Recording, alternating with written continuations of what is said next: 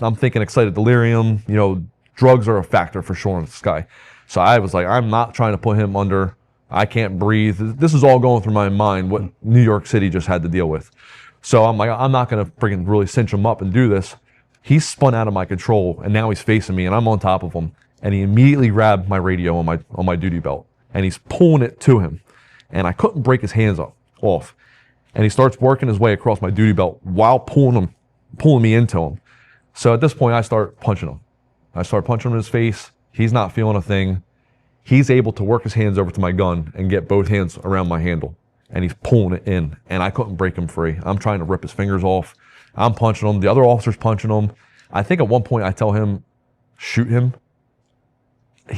My gun is actually coming up out of my holster. I have a level 3 holster. The hood's down. It's coming out, and I'm hearing the clicking, and I'm fighting this guy for a good minute or so. It's not working. I said, watch out, the dog's gonna come out. I try and hit my door pop, and the door pop's not working.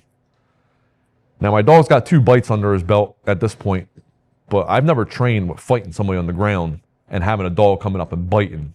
What if he bites me? Like, he's still green, is what we call, right? He's still trying to just get it. I've only been on the road for like a couple months with him. I'm losing this fight. He's about to get this gun out of my holster, and I'm doing everything I could to get it for me to get away from him. It just wasn't working. So I told the other officer, go let him out of the car. Go let my dog out of the car. So I'm pushing down on the holster, punching with this hand, just trying to keep it safe. Dog comes running around, immediately jumps in the fight, bites here, there's nothing to grab onto, jumps over top of him, bites his arm, and with that, he was able to rip his hand off my gun, and I was able to rip the other hand off and posture back and get up. But at this point, I'm exhausted. I was fighting with this guy for a good minute and a half, most likely. It emotionally drained me, but physically drained me as well. So we have a crowd forming. They're all video cameraing us. The one guy's like, I got this all on camera. I was like, I hope you do. Like, I'm glad. Like, I don't have a body camera. I would love to have this on camera.